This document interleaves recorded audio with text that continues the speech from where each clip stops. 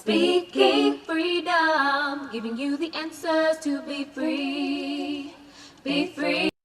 Ladies and gentlemen, tonight's performance is about to begin. Welcome to Speaking Freedom TV with Dr. Kaci. Today we have my guy, Champ. Champ, will you introduce yourself and tell us a little bit about yourself, please? I will. Thank you. First of all, Dr. Kaci, having me on. My name, like she said, is Champ Moore. It's an acronym, stands for Create History and Make Possibilities. But yeah, no, I am a guy that just likes to be someone that can encourage others. I come from a faith background, very faithful background. Just growing up, I'm actually from Cincinnati, Ohio. Oh, really? So, I'm from Dayton. Ow. Not how we not what? What yeah, part? See, I'm from Dayton. Well, sorry, I got my best friend's from Huber, so I know all about. Oh, so I'm from Westwood. I grew up in Westwood. Mm-hmm. Okay. That's so fun. Okay, that's why I got my little bagel step on it. You see it. See, this is about to be a good conversation already. Okay. See, for our listeners, I do not talk to the guests beforehand. We kind of get to know each other in front of everybody. Yeah, no. That's yo. I'm so excited now. I did not know that. Okay. Yep. So yeah, well, I'm from Cincinnati, Ohio. So I'm a city boy, a country boy, a little bit of everything, and and that's just me. But yeah, no, I moved to Los Angeles right before the pandemic, like literally 6 months before it all kind of started, and made my way through, and that's kind of what my journey will probably be about today. But I'm excited to be here, and I hope that opened up the introduction a little bit. So what made you decide to be on the show? What caught your interest? First of all, the title. Freedom's a powerful word, and I like what you just said before we had chatted beforehand, when you said, it's not a podcast, it's just kind of like an open conversation. And I agree with that fully, is that open conversations are just everything. It just helps with our communication as people. It helps with understanding, becoming more empathetic toward others, and just truly connecting. So that's what I just wanted to connect. And you know what? It makes sense now. If we were down the street from each other in the same state, like that's what's wild. So what does freedom mean to you? Man, honestly, it's a lot of things, but one thing I will say, and sorry, can you hear that ding at all? Is that going off? Just a little bit. It's okay though. Okay, I'm trying to silence it off my laptop. Let me silence that real quick. Okay. But I was going to say, freedom for me is it is a lot of things, but I think my version is unapologetically being yourself without kind of caring what others can think of you. I know that's a little bit different, but we just live in a world now where so many things are just so many eyes, so many people watching us. I think we forget to be authentic. Mm-hmm. And I just think it's important to let loose, to have, like you said, these conversations, and truly be able to be ourselves all the time. And that's when you feel true freedom, is when you can let that out and let that be revealed. So are you married? Do you have children? Just, No. I don't have any kids. I got 2 beautiful nephews back actually in Ohio. Love them to death. Shout out to my little guys. But no, not married either. Just dating right now. And got a lady, so she's special to me. And that's the romance life at the moment. So what do you do for a living? So right now, I actually manage for one of the, Amazon trucks and the driving, right? All that goes on. So I'm actually like one of the managers, the operations managers for one of the companies that you see driving the trucks, where I just kind of lead the charge, get everybody out there, making sure all the guys are okay, basically dispatching for them. And then the other job is, of course, why I moved to LA, which is the screenwriting, the filming, everything in the creativity field. So tell us a little bit more about your creative side and how you got into that and what you're doing with that. Okay. Which part would you want me to start I off mean, with? whichever part you want to, we got time. I got Okay. time. You got time? You got somewhere to go? We got time. No, I don't. I'm here. I'm here with you. My fellow Ohioan. No. I was gonna say with writing, I actually have been blessed to write 2 books and gotten them published. Mm-hmm. One was kind of like that freedom journey we spoke on, where was learning myself in my earlier years in my 20s and stuff right after college. So I got that here, but it's but Is yeah, that it's you? called, say what? Is that you in the front? Yeah. It's, Okay, I see. thank you. No, it's called Disadvantages versus Advantages. And basically it's a story on how to not see your cup as half empty, but half full, aka overflowing. Kind of seeing your blessings and the hardships of say if you move, relocate like I did to LA or somewhere else that you go, and past relationships, dealing with death, coping with death, I should say.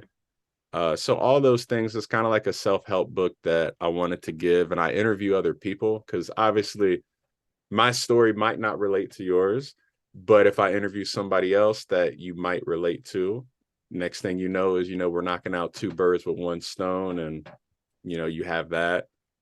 The second book's actually cooler to me. It's a children's book, Mm-hmm. and it's called Alvin Travels America.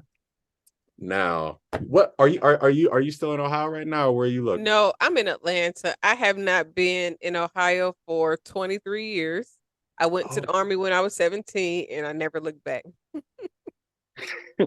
don't we all? Nah. First of all, thank you for your service. That's Oh, dope. thank Yeah. you. Okay, so I've actually never been to Georgia. I've been to Georgia. Sorry, I've been to Georgia. I haven't been to Atlanta, but that's kind of what this book is. It's when I was moving out here, a lot of my California friends did not know, which I'm sure you got this too. They didn't even know where Ohio was. Like they're Right. like they're like, oh, is it near Nebraska? Oh, is it down by Florida? And I'm just Mm. like people, some of my friends in California really don't understand there's 49 other states. And I get it. I get it. So I made a book where it talks about the 50 states in America and kind of unusual facts that you wouldn't know. And that was important to me because not only is it educational for the youth, like I said, it educated like me, my friends, and other people, the elderly as well. So yeah, that's cool because I dedicated it to my 2 nephews too, right? Because the second one was born when it first came out. So That's pretty cool. yeah, thank you. So, what was the hardest thing that you've had to get free from, and how did you conquer that? Man, if I'm being totally transparent, it's Please. probably yeah, of course, that's what we're here to do. I would say the hardest thing was probably either when I was a kid or something more recent. Yeah, I'll go into the one that's more recent. It's right now. Man, oh man, obviously it's hard living anywhere, but I'm sure you know the stories about Los Angeles, Mm-hmm. and it's expensive here. It's very expensive. And for the last year, and when I say year, I'm literally speaking on last February till the beginning of last month, I moved 5 times. Like, and when I say move, and I'm not saying like, you picked up, went down the street. I lived in the northern part of kind of not LA, but it was called Santa Clarita. I've been Mm-hmm. in LA, I've been in Burbank, I've been in Glendale, I've been in Sherman Oaks. I've been in Palos Verdes, which is like literally the distance that Cincinnati and Dayton's from. And, and it was kind of like I was dang near homeless. I have friends that took me in. I had a few nights where I had to sleep out of my car to like go to work and stuff like that. And it was crazy because when my car was kind of my home, and this is exclusive, I'll tell you, like no lie, I promise, because it just stopped, the journey just stopped, you know, with this trial and tribulation here. But when I was kind of living out of my car, like some of the days of the week, my car got hit. And it started falling apart, like the bumper was coming apart, and it was like almost undrivable. So now I learned in that process, because the acting wasn't happening, you know, relationships weren't working, a lot of stuff was going against me. And then one of my friends said, you need a foundation. And he's just like, you don't even have somewhere to really put your head to like rest and sleep at. So how are you trying to elevate yourself and do so much more when literally from the ground up, you don't have anything to build it off of right now? So he's like, you just really need to focus in on trying to find a steady place to be. And then the rest is going to kind of come and, you know, work for you. And that spoke to me because it was so true. And I feel like as people, we avoid stuff when the going's already tough. I feel like we try to avoid things at times because we're like, I'll figure it out later, or I'm gonna just do this until this gets right. And sometimes God kind of forces you to look at it. That way you're like, okay, I have to handle, because I think when my car bumper fell off and like the tires were starting to like, it was a bunch. I won't go too deep into it, but so much happened where it was a noticeable thing that the car is damaged. And it's just like, okay, that was kind of relating to me, like, yo, I'm really damaged right now, and I need to fix these things before I can drive this car, before I can drive myself back to where I need to be. So I say my story would be, find your foundation, where you can really be at peace and have a space for yourself. So in that space that you described, kind of recently getting out of, how did you correspond with God in order to um get yourself to a place where you could drive out of that area of your life? Like, what was that like? Because I know as a person, it gets frustrating, even for me. And I believe that me and God has a great rapport. We're like, I talk to God like that's one of my homeboys. Like literally, I'll say anything, and because God hears me anyway. So why hold back? If God knows everything about me, why hold back? So I don't really hold back. And we have this ongoing challenge where I've always told God, at least for the last I want to say last 15 years or so, whatever God wants me to do, if he takes care of me, I'll do whatever he tells me to do. And that is my commitment and exchange with God. Like, and then I challenge God, like, okay, God, you say you're going to do this. Well, this is what I'm willing to do. Like, I'm willing to go all out. These are the steps that I'm willing to take. Now what you gonna do? Like, I'm challenging God, like, okay, like this is what I did. Now what you gonna do? So what was that experience like for you coming to this point? I know you said you just got out of it, but even in, that at some point, what was your challenge to God? What was your conversation with God like?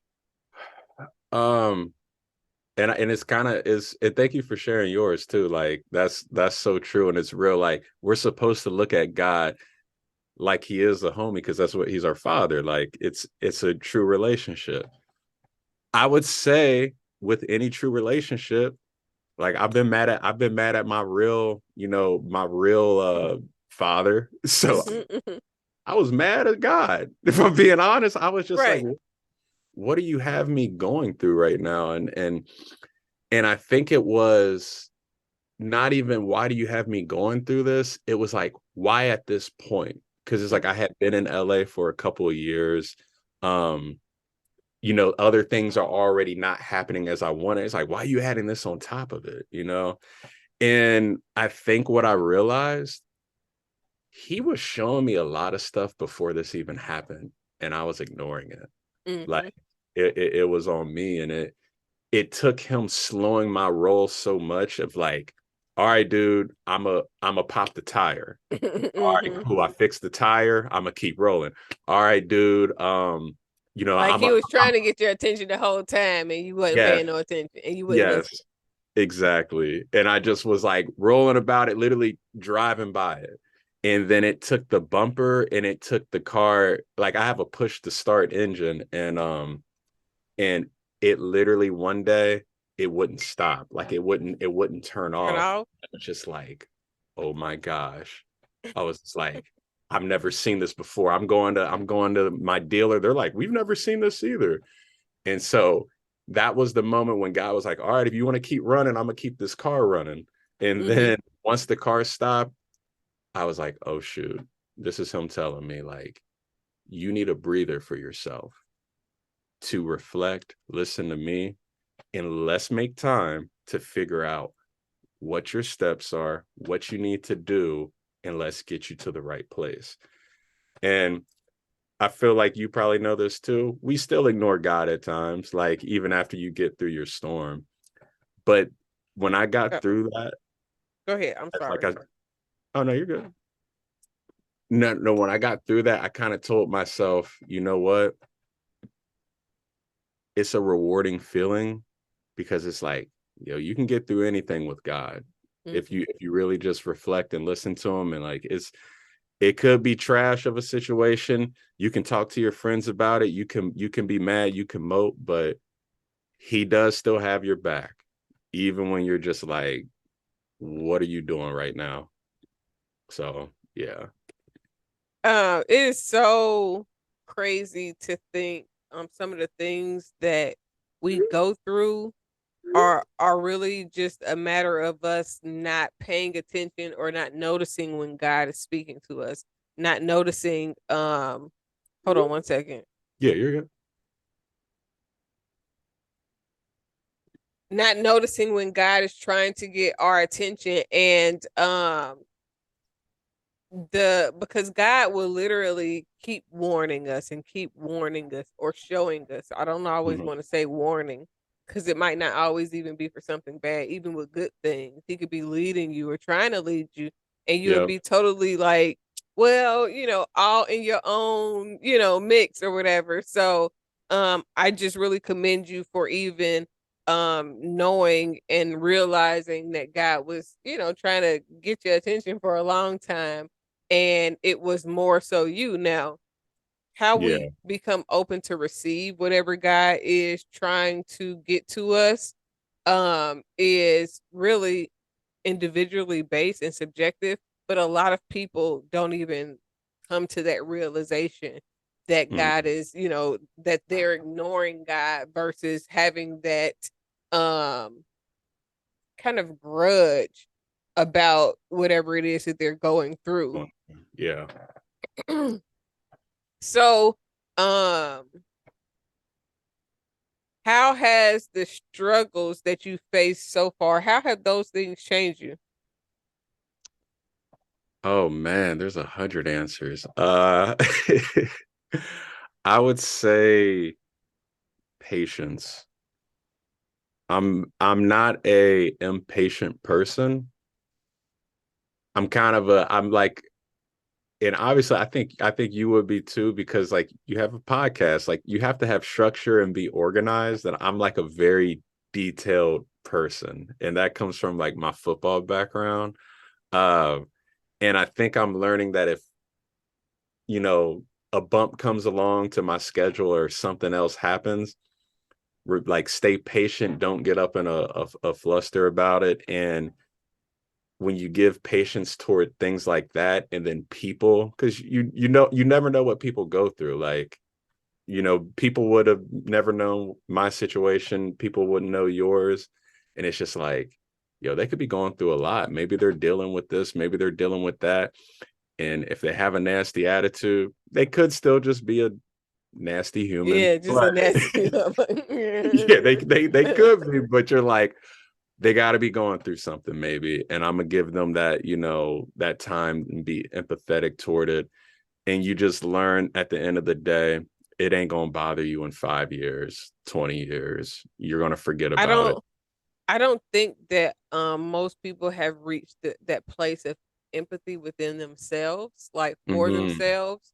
So Yeah, oftentimes, instead of thinking that they could be going through something, people are automatically defensive. But normally that's because even when they're going through something, they're defensive with themselves and they look at themselves a certain way versus having compassion and empathy for themselves. So it's hard to reflect out to others what you can't reflect to and for yourself. that's a great point that I don't think I've ever thought about. Like you do, you truly, in the world we live in, you wonder why, like, yo, why are they acting like that, or why don't they get it? And it's just like anything, until you experience it, you don't understand. Or, Yeah. I mean, some things you don't necessarily have to experience, but until you experience that type of healing within. So if you always think that whatever you've gone through makes you weaker or a horrible person or look at yourself some type of way versus seeing the lessons and where it grew you, because when you start reflecting on your own journey, that's what makes you more empathetic towards others, like where you understand that you've Yeah. gone through some things. So now I know, since I've gone through some things, that somebody else may be going through some things. Well, a lot of times it's more of, well, I survived it, so it don't matter what nobody else is going through. It's that mindset that Yeah. leads people more because they haven't addressed those things. They avoid those things within themselves. So then that projection is a more of a just grit and bear it type of thing versus, oh, I understand that you're going through something. Well, let's be more compassionate with each other Gotcha. versus, any other type of response. It varies because some people could have gone through something and they get themselves together, but now they just have a grudge on their shoulder. You know Mm-hmm. what I'm saying? So it kind of varies. It's subjective to Yeah. No, that makes sense. Thank you for breaking that down. You learn something new every day. No problem. If there was one thing that you could change about your story, what would it be? Is it the cliche answer to say nothing? I guess.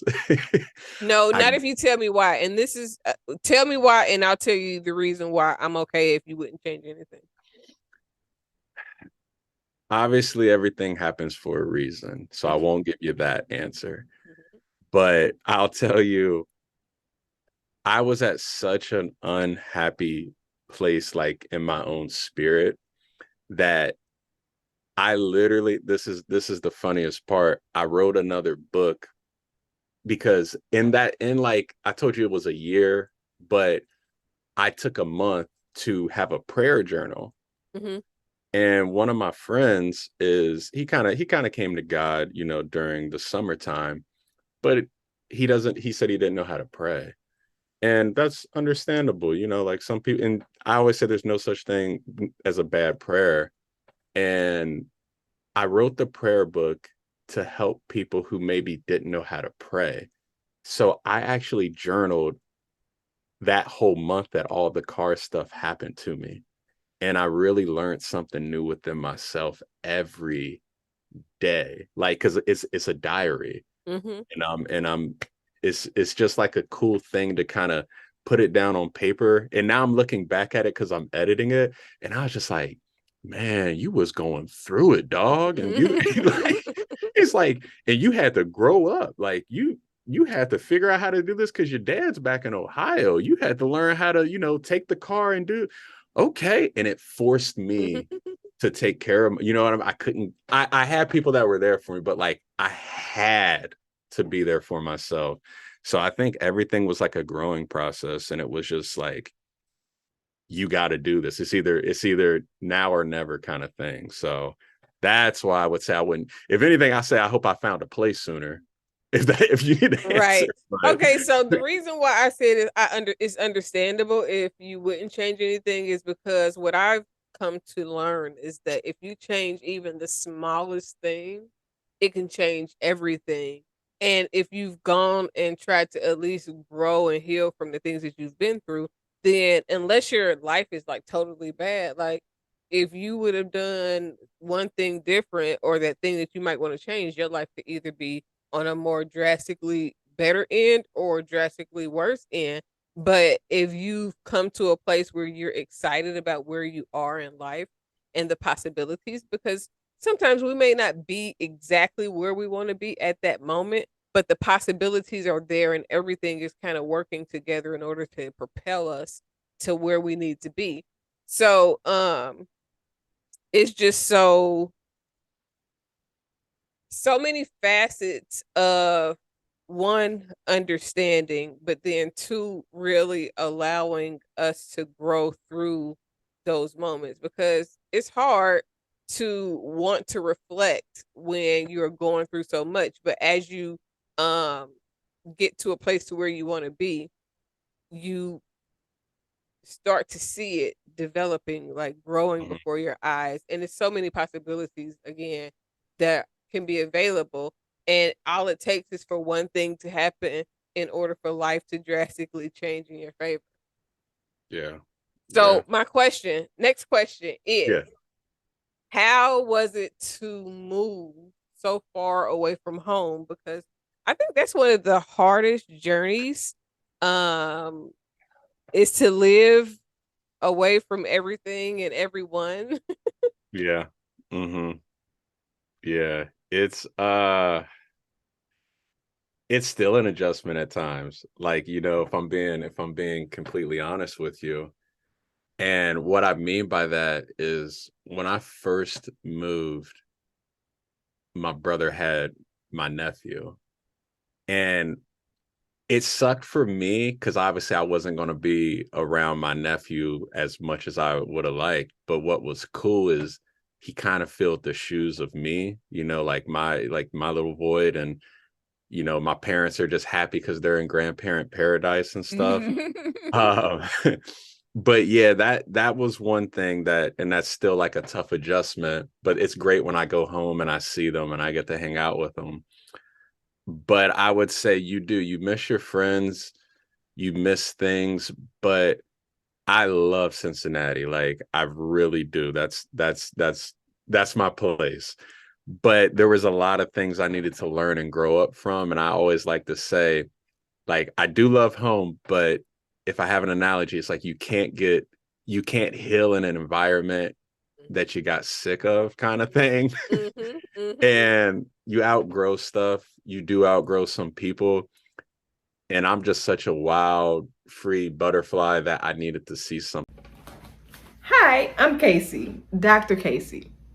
Welcome to Speaking Freedom. We are happy to have you and we hope that we are able to help you in every way possible. Have a good evening. New. And when I moved out here, I learned so much about just, well, one, it's a whole different world in California. Mm-hmm. Actually, you've been here before, have Yes, you? I've been there before. I lived in Phoenix for a while and we used to drive back and forth to San Diego, but we came to LA a few times. I've driven, one of my homegirls moved there and back in 2005 or so. I helped Okay. her drive all the way there. It was like I've lived and been there several times.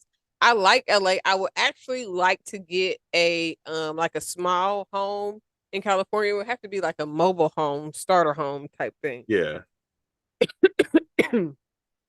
Excuse me, but that is one of my favorite is well, San Diego is my favorite. I think that LA is very overrated. But it is nice in some areas also. I'm not gonna hold you, but Yeah. San Diego was more of my speed. And Hmm. I really enjoyed that. But moving is difficult. Anyways, like Yeah. it is very, and then to be away from everybody, it's harder because it's as a woman with kids, the support that I would have if I was back at home and I could just drop my kids off over to a cousin's house is a lot Yeah. different than having to be a full-time everything with a very minimal support. But I always like to ask because um It was one of the best decisions that I made was to go to the Army and never look back. So do you think that Yeah. moving away from Ohio was a good thing? Was it like one of the best decisions ever? Best decisions ever. This is why I say yes. Like I said, you just learn so much about yourself when you're kind of out on your own. And honestly, I'm learning about, like, my girlfriend, she's Latina. And so I'm learning all about like her culture. I'm learning Mhm. all about her people, her family. I wouldn't have had that back home. Mhm. Like learning Spanish and stuff. And then like I'm learning you can travel to different places because I moved here. Like, I Right. love the Lakers and Kobe growing up. Being in Ohio, Cincinnati, we don't have a basketball team. Mhm. So it's like I can go to, well, it's not Staples Center anymore, but I'm like, I Right. can go to Staples Center. I Mhm. can watch, I can watch the Lakers Like and in there? yeah, I'm in here. Like, this ain't a video game. And that's the coolest thing to me, that when I come back home, everybody loves to hear the stories and what, you went to this, you went to that. Mhm. I would say it is one of the best decisions because I've also made some good friends, but I've learned just how to adult. Like, you know what I mean? It's Like I'm a nothing like different. it. Yeah, it's I love it. I love and hate LA. Like you said, it is a little overrated in my eyes, but for what I want to be doing in this moment, I Mhm. gotta be here. I And mean, either there or Atlanta, because Atlanta is really popular right now in the film industry. They have a Tyler lot Perry. of, I mean, Tyler Perry kind of started it off, but I think there may have been a couple of other places here, but now it is swarming with movie studios and production companies and everything. So it is a great place, and they got a lot of tax deductions and tax stuff for There you go. incentives for the filming here. So Yeah, of course they're gonna come down here for that. yeah. But Now I had a few friends move there too. Like, either you moved to LA or you moved to Atlanta, and I had like two friends go to Atlanta. a So lot of people from Ohio end up being here. yeah, there I've you go. ran into several people that I have gone to school with at one time or another, and it's kind of cool to kind of run Yeah. into people that you know from back home. But it's like, damn, I came here to get away from home. Small I world, wasn't ain't expecting to run into it? nobody. Yeah. Small world, man. That's how Right. it goes. But it's cool though. I really like Atlanta. Atlanta is a very different place. It is one of the only places that I've been to that Black culture is like thriving, Yeah, thriving. yeah, And it's no denying it. Like, I lived in Florida for a while. I lived in Phoenix. Of course, being from Ohio, but in the Army, I lived in Kansas for a while. But this place, it is so rich with just Black culture that it is just yeah, no other place that I've ever been like it. And you can be successful here, and it's not like what you doing, how you get that. It's just you another successful yeah. Black person. Like, it's just nothing. Like, okay, this is like That's good. Wakanda forever for real. That's how it feels, because you just see so much Black success in ways that you really don't. I mean, we got the scammers and all of that, but Mhm. success is so common here when it comes to Black people in other places. I mean, people look at you crazy if you got a nice place, or you Yeah, got to be selling drugs or doing something. They call, they watching you, yeah. ready to call the police. But here, it's common. It's really like a normal thing for Black success. So I love it here for that. That's that's dope, and that's such a cool thing to hear. Just because, like you said, it it it's possible. Like, Mhm. you're not Black people. We could be successful. We are successful, and so I To mean, see it to see it is yeah. is, is what really makes a difference. Okay. All right. Mhm. You, like I told you, one of my goals, my book inspired me. I think I just visited state 33 out of 50. I'm gonna make Georgia's gonna be within my 30s now. Like, I'm gonna get there soon. I'm gonna get there soon to I check it think out. you'll like it. You'll like it. Okay.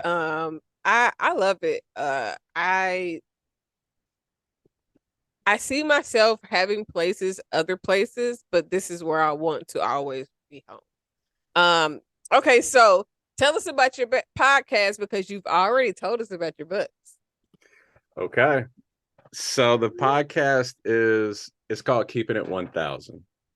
Now it's a double entendre for keeping it more than real, keeping it 100, keeping it a lot more than real, but also keeping it toward 1,000 seconds. So that comes out to like a little over 15 minutes, 16 minutes, which I try to keep it there for the listeners. It was something I did during COVID. It was everything, which is still true now. Everything on the news, the media was just negative and just terrible. And just you're hearing about the virus, you're hearing about racism, you're hearing about just we remember it.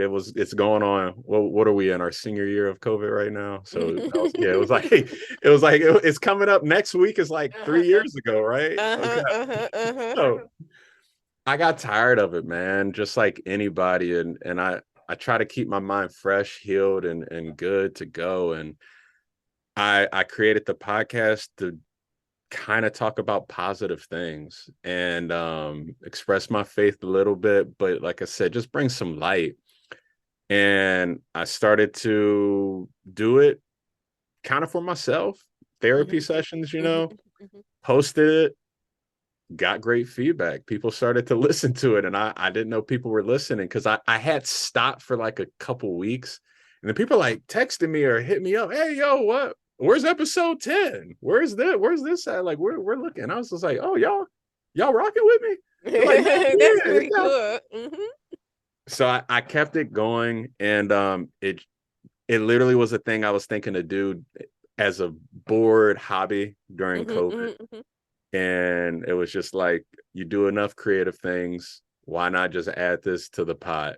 And here we are today, still doing it, not as much, but still giving messages whenever I can and shedding some light. So podcasting and content creating can be overwhelming because it is a lot of work, and people think that you're just making videos, and it's really not just making videos. Like, yes, I am doing an edited version so I can have less work, but also so this the most authentic version of whatever it is that I'm putting out.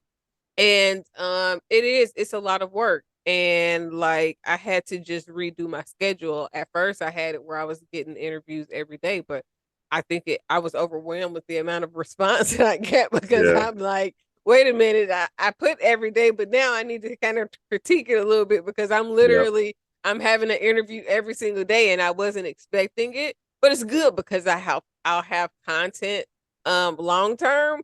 But yeah, I got a little bit over my head trying to do this daily schedule thing versus having some days where I have some time to myself just to kind of gather my thoughts or whatever. But so far so good overall.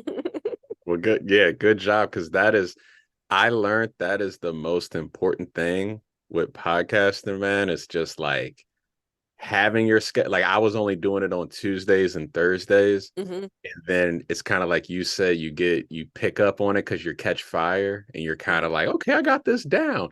Then you do like 3 to 4 days, and then you get burnt out. Then you leave it alone for like a month.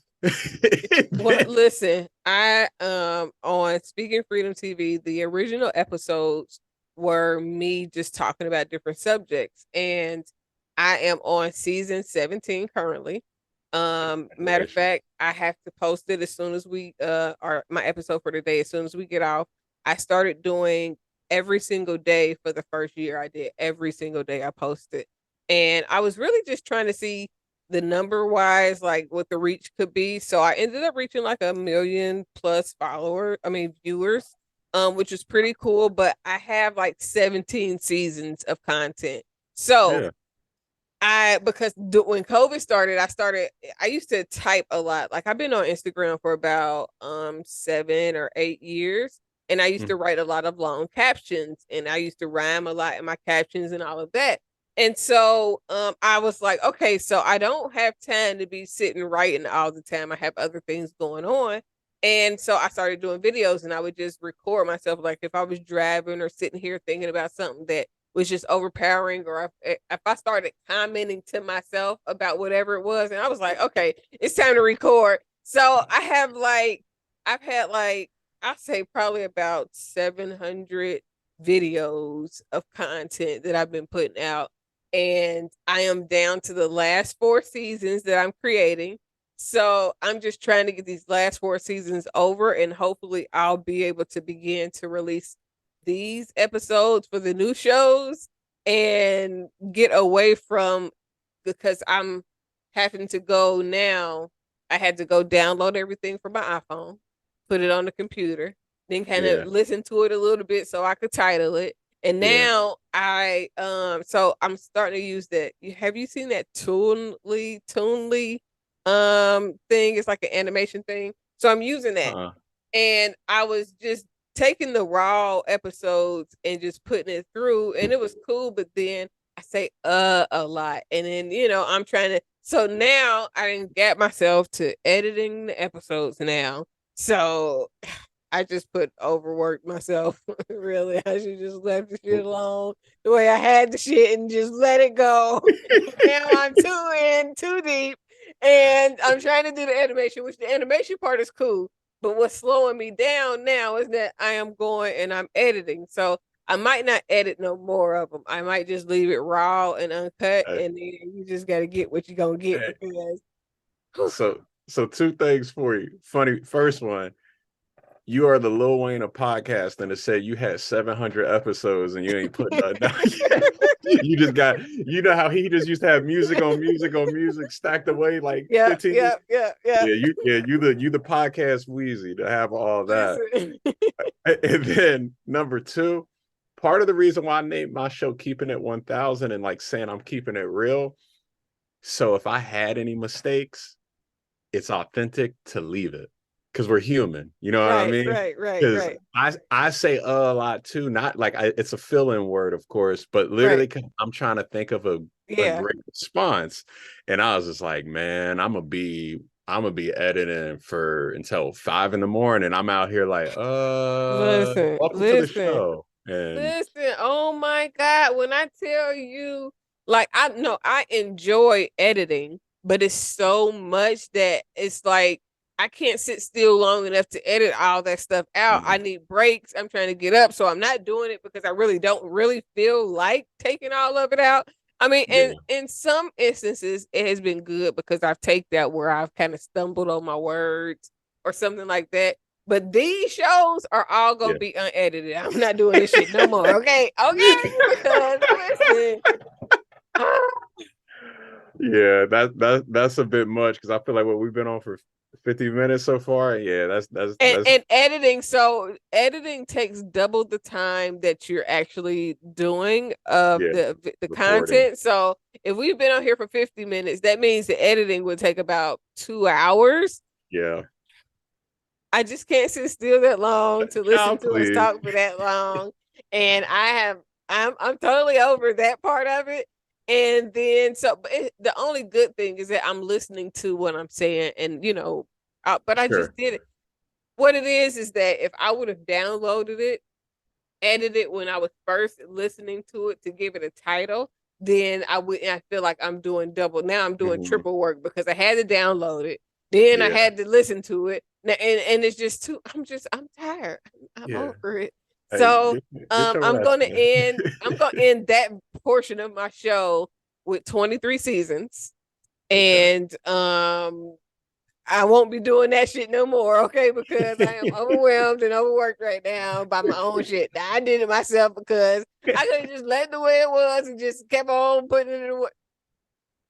This is season 17 is an exclusive season. That's the only edited season because I'm not editing no more after this. I'm just gonna finish getting the content out there so I can be done with it. I am so over these episodes.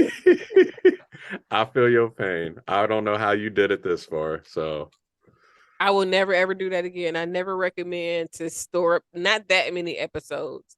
Like when I'm gonna start rolling these out, I'm gonna have a little stash of episodes, but I'm gonna be rolling out at least once a week. But podcasting and content creating is such, I don't want to say it's hard work, but it is. I get tired of talking. That's why I start having guests, because I was tired of talking. I was, let me have somebody else talk. Somebody else got something to say other than me. Let me just You chime said in. you said you started this off. I'm gonna let you do the talking. If I interrupt, I got a question. But you go ahead. You do the talking.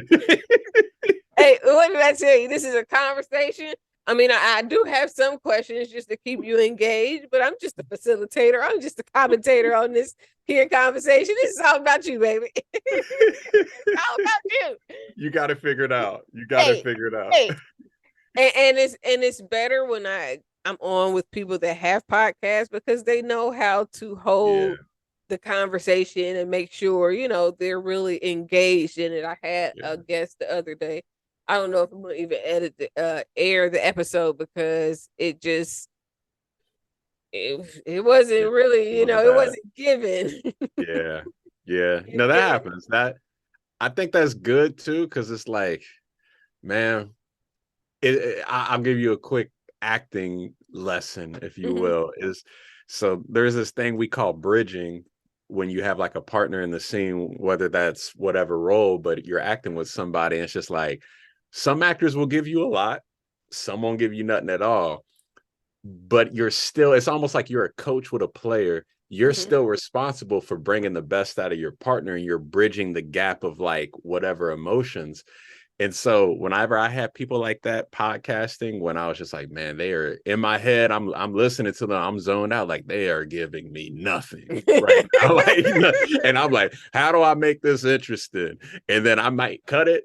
And this is just an example, but I'm like, man, what's your favorite ice cream? Okay, you know that it just make it somewhat fun again. And I think it just relaxes them and brings the conversation more natural. See, let me tell you, and then we're wrapping up. I'm going to ask you for your information a little bit. We're just shooting the breeze. So the guy started off and he's just shaking, and then the phone is just shaking. I'm like, hey, could you be still for a second because you're moving too much. You're doing too much. Your background is you make your head spin. Just chill out. Then he sits down. So then I'm trying to ask him questions, but I don't think that he really has a story. Like he's like, or he doesn't know how to talk about his story. But he said he got a podcast, but he's not really giving me nothing. Like I'm like, okay, so tell me. And he's like, well, and I'm like, oh Lord.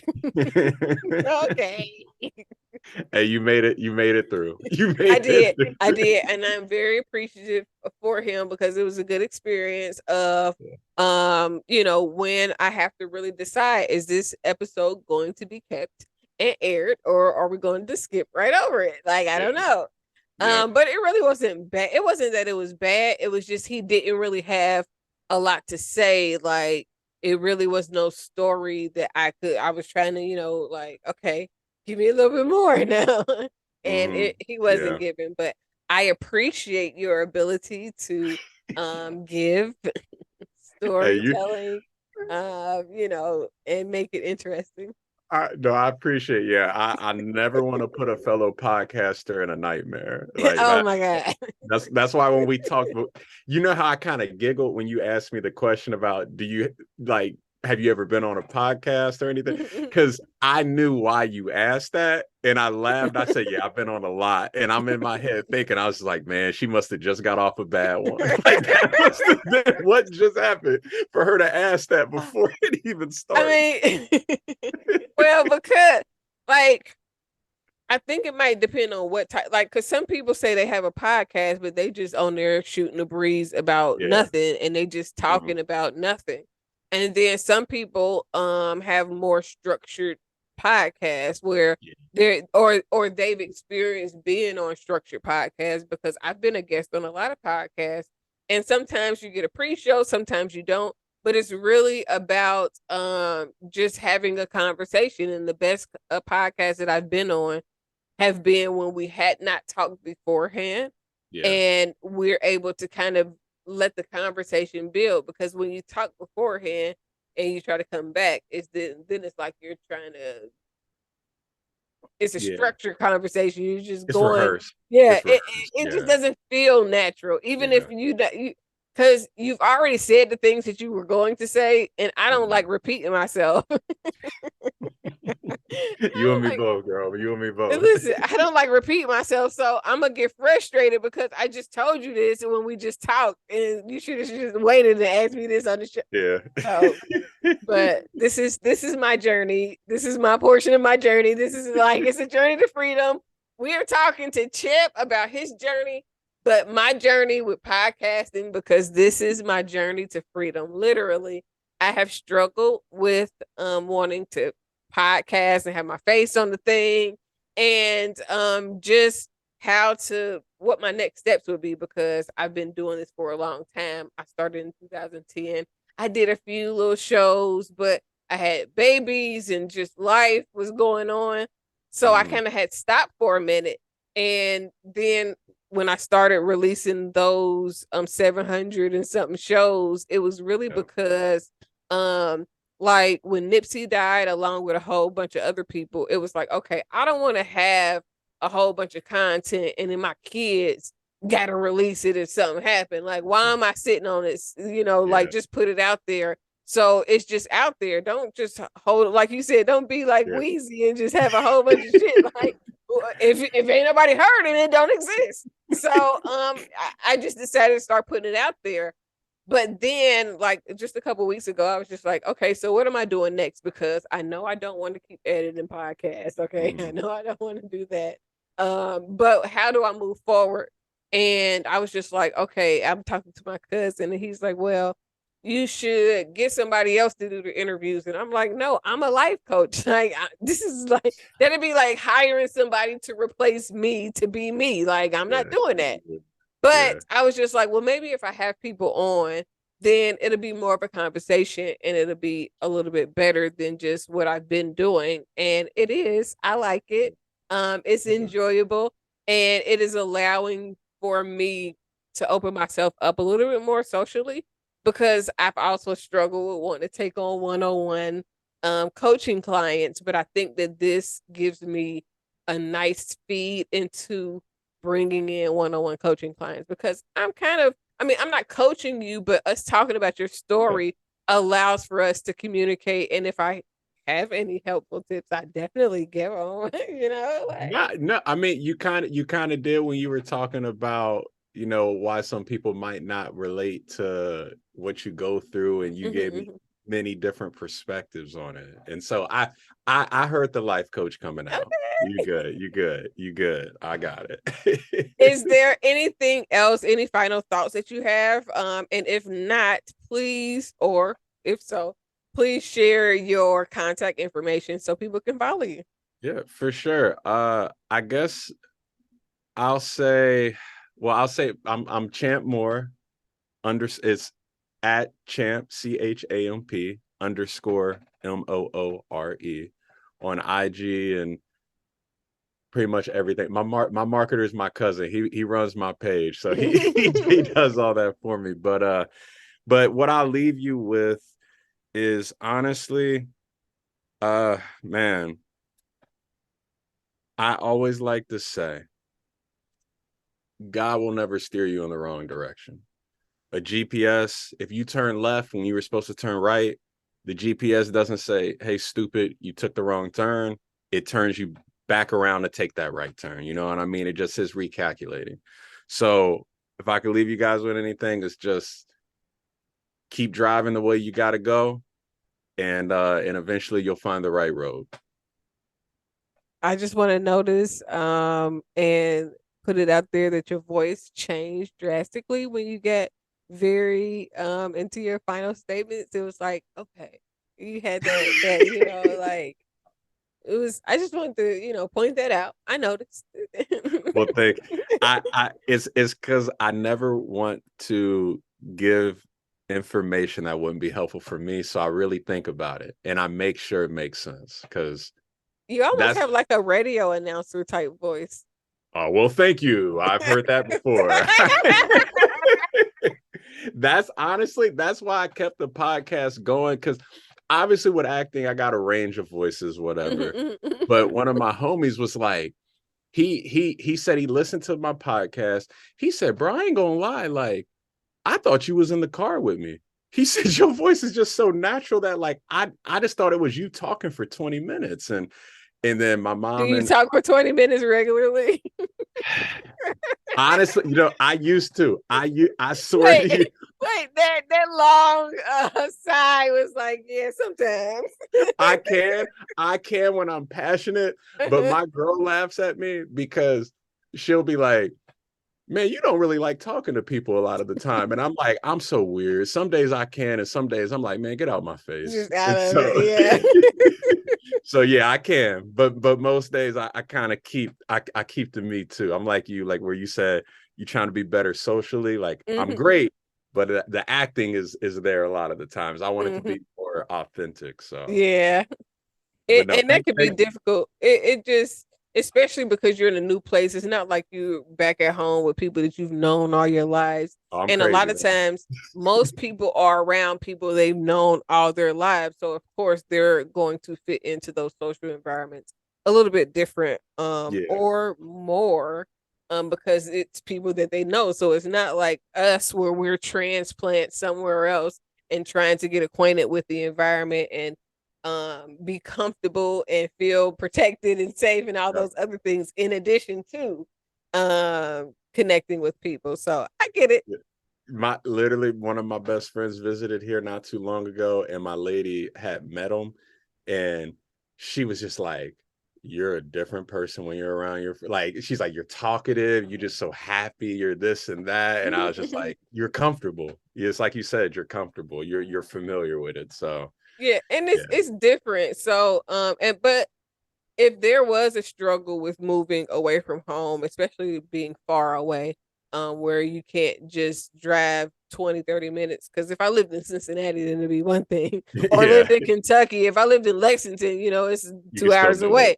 Yeah. But living more than 4 or 5 hours away, there is, I don't want to say, for me it wasn't much of a homesickness because my situation was a little bit different when I left, but Mhm. it's a lot. It's a challenge because you don't just have those people that you would normally call. And, when you're away from home, people sometimes forget that you exist. Yeah. And it's not like they're intentionally trying to do it. They just live in their life, and the things that are in front of them are the immediate priority, Yeah. just by nature. What's accessible? Yeah. Hmm. Yeah. Nah, very good. Thank you. Okay, Thank you. well, Thank you. I appreciate you being on the show, and see you, everybody. Thank you so much. If you've enjoyed this video, like, share, subscribe, and turn on your notifications. New episode every Friday.